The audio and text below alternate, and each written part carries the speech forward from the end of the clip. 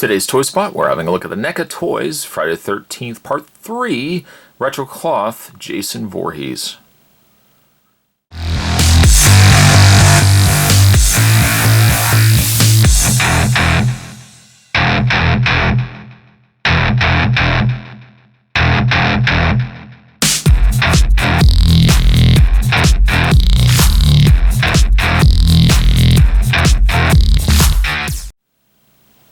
The interesting thing about this Friday the 13th figure, at least from the artwork perspective, is it doesn't actually list it being Friday the 13th 3 or Friday the 13th 3D. Although the look of Jason clearly is from Friday the 13th 3, including the fact that he also comes with a harpoon gun and his axe. You'll also notice too that he doesn't have an axe wound yet in his mask. Phenomenal artwork featured with the Friday the 13th retro cloth figures. And for that matter, really great artwork that they've included with all of their retro cloth figures, right down to even the Evil Dead Ash that we first had a look at. I loved the artwork that they included.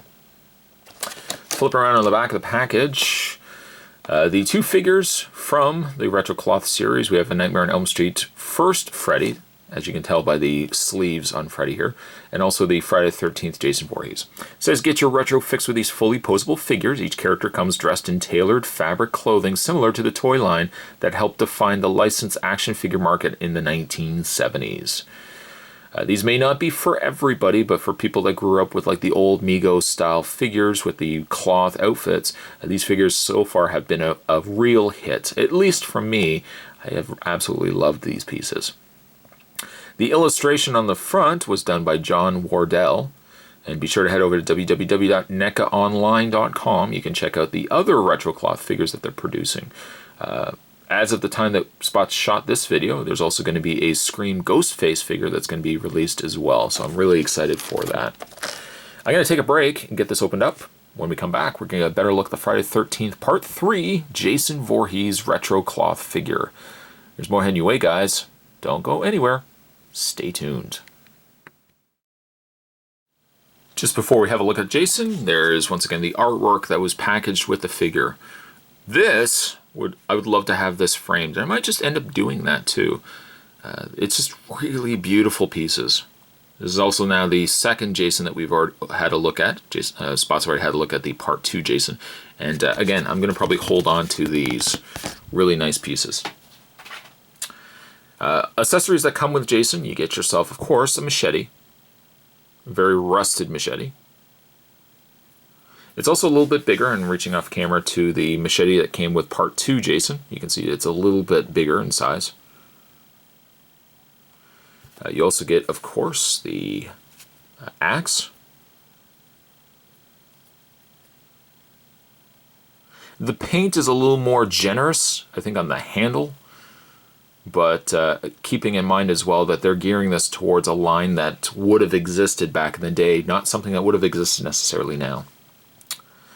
And then lastly, you get yourself a harpoon, the harpoon gun, which the tip is a little bent, a little warped, but it's just a rubbery piece, so we can just kind of bend that back into place. Of course, any one of the weapons can be put into Jason's hand.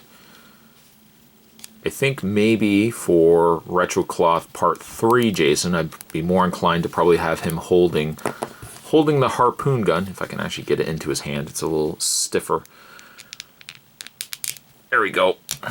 I'd be more inclined to probably have Jason holding the harpoon gun. Oh, sorry, I dropped your wallet. There's Jason right there. Just for a comparison between the two figures, let's take this back out of his hand. Oh, it's so stiff. So very stiff. Take that out of his hand like so. Just for a comparison of figures, put Jason right there. And let's bring in the Part 2 Jason that we already had a look at. They're scaled and sized like, I'm pretty sure they have used the same body. Actually, the hands themselves too are a good indication that they probably have used the same body. Jason Voorhees obviously makes sense, so that makes, again, perfect sense for Spot. There's two figures right there. Putting Part 2 aside, go check out my review if you haven't seen it already. Thank you. Jason does come sporting a green jacket and gray pants. Blood soaked all over him. This might be the aftermath of the end of part 3, where he's already massacred most of the friends, leaving the poor one girl left to deal with him.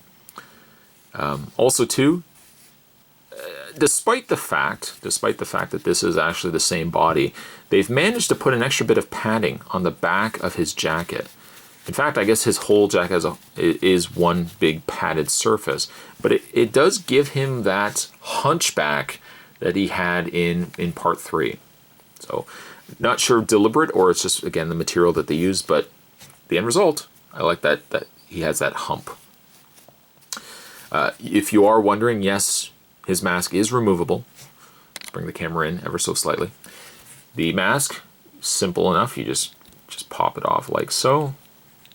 I say simple enough, but again, do be careful with the straps there. There's the mask. Really nice piece. And that reveals to us a very gruesome Jason. Paint, very nice on the piece. Very nice in the hands, very nice in the head. It's not just one color either.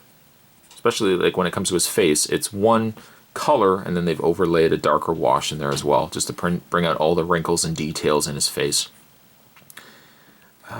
Jason has a very distinct look in this movie. The bumps and underdeveloped ear as well in there as well. I don't know.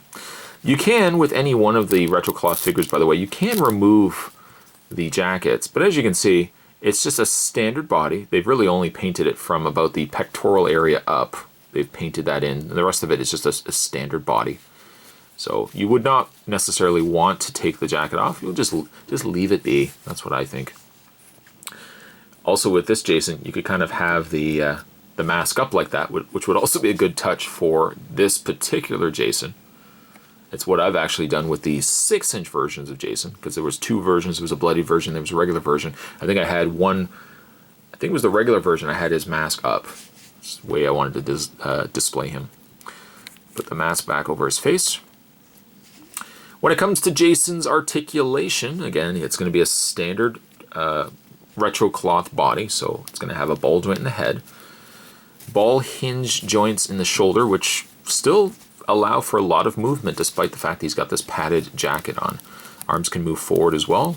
He has a bend at the elbow, a swivel and hinge in the hand, swiveled waist, the legs go forward, back, out, swivel at the thigh, bend at the knee, hinge in the foot.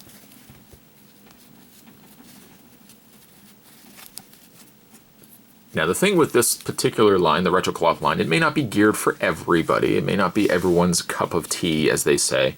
But I like the line. I grew up with like Mego, and you know, I am a product. I was born in the 70s, so like this kind of stuff is right up my alley. If I could give Retro Cloth Jason Part 3 a rating, I think I would give him a 7.5. Now again, that's 7.5. That's not basing it from other 6-inch scale figures. The Retro Cloth figures are very much their own entity. You either like them or you don't like them, but I think for those that do like them, these are really awesome pieces. Stay tuned, guys. Spot's going to have more figures heading your way, more Retro Cloth figures. We're going to be continuing our looks at the Jason Voorhees figures. Those videos will be heading your way soon. Thanks for watching. I'll see you next time.